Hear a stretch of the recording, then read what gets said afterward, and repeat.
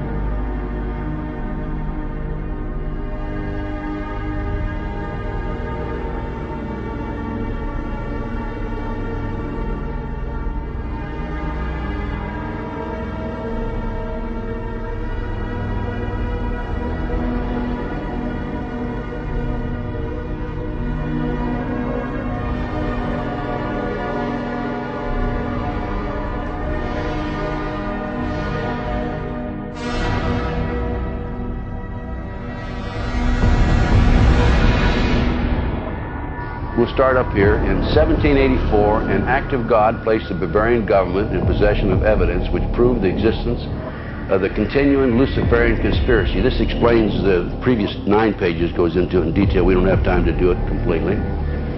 Conspiracy. Adam Weishaupt, a Jesuit-trained professor of canon law, defected from Christianity and embraced the Luciferian ideology while teaching at Ingolstadt University. In 1770, the money lenders who had recently organized the House of Rothschild retained him to revise and modernize the age-old protocols designed to give the synagogue of Satan ultimate world domination, so they can impose the Luciferian ideology upon what remains of the human race after the final social cataclysm by use of satanic despotism. Weishaupt completed his task on May the 1st, 1776. It's a communist holiday, isn't it? May 1, 1776. The plan required the destruction of all existing governments and religions. This objective was to be reached by dividing the masses, whom he termed goyim, meaning human cattle, into opposing camps in ever-increasing numbers on political, racial, social, economic, and other issues. The opposing sides were then to be armed, and an incident provided which would cause them to fight and weaken themselves as they destroyed national governments and religious institutions. In 1776, Weishaupt organized the Illuminati and put the plot into execution. The word Illuminati is derived from Lucifer and means holders of the light. Using the lie that his objective was to bring about a one-world government, to enable men with proven mental ability to govern the world, he recruited about 2,000 followers.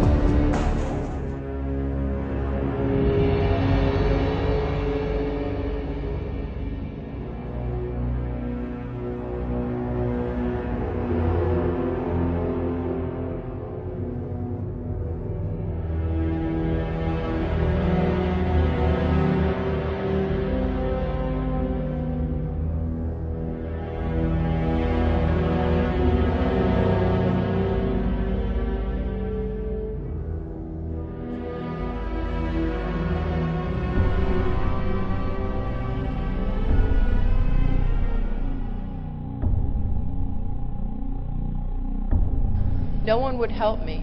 Even though there was a prosecution going on, they said if you ever bring up satanic ritual abuse, your credibility is lost and you'll just be a kook and it doesn't exist and it's not organized in America. Just focus on child sexual abuse.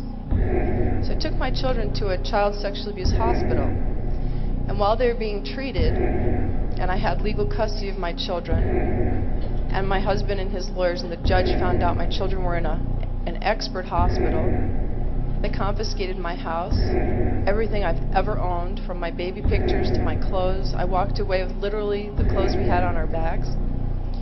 took my cars, my federal post office box mail, my income, my assets. I lost everything by taking my children to an expert on child abuse. It was trying to stop me from what my children could disclose from being uncovered. And she showed me the drawings that the children were doing in her office, and they were of blood sacrifice, of people cutting their arms, dripping blood in chalices, of chalices with devil heads, and on and on and on. It includes group sex.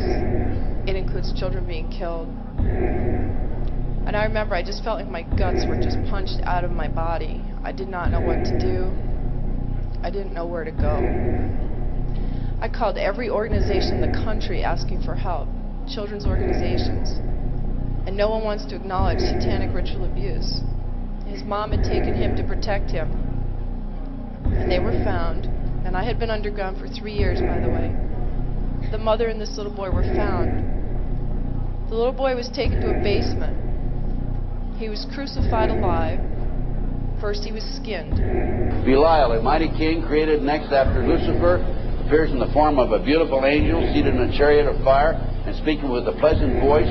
He fell first amongst the superior angels who went before Michael and other heavenly angels. He distributes preferences of senatorships, causes favors of friends and foes, and gives excellent families. Familiar. He must have offering and sacrifices made to him. Excellent. Number 15, create industrial depression and financial panic, unemployment, hunger, shortage of food. Use this to control the masses or the mobs, and use the mob to wipe out all those who dare to stand in the way. Well, I'll tell you right now, every expert I've talked to is talking about food shortage. And it's coming, I'm convinced. Number 17, expound the value of systematic deception. Use high-sounding slogans and phrases and advocate lavish promises to the masses, even though they cannot be kept. Lampe, Missouri was a place where I heard George Bush and Bill Clinton talking. Where, from the point of view I had, they certainly were friends, and they didn't recognize any party lines between them. That's something for the, a smoke and mirrors illusion for the public. It's not something they adhered to because they had exactly the same agenda, and that was for bringing in this new world order. I heard George Bush talking at that time. He was talking to Bill Clinton, and I've since photographically recorded it and wrote it verbatim in our book, that when the American people became disillusioned with Republicans leading them into the New World Order, that Bill Clinton, as a Democrat, was going to be put into the office of president. This was decided in 1984. Actually, I'd heard about it even prior to that. But that, as of 1984, they were already discussing it as an absolute fact.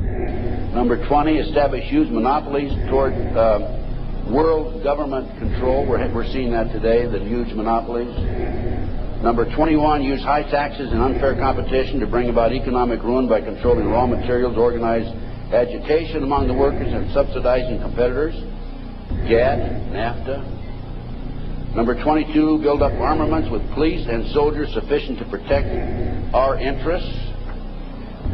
Number 24, infiltrate into all classes and levels of society, of government, for the purpose of fooling, bemusing, and corrupting the youth members of society by teaching them theories and principles that we know to be false.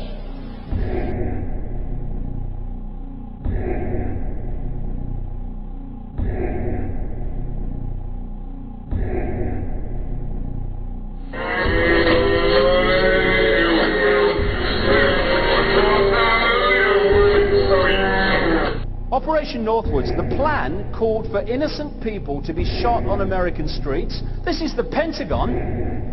For boats carrying refugees fleeing Cuba to be sunk on the high seas. For a wave of violent terrorism to be launched in Washington, D.C., Miami, and elsewhere. People would be framed for bombings they did not commit. Planes would be hijacked using phony evidence, all of which would be blamed on Castro to justify an invasion of Cuba 40 years ago.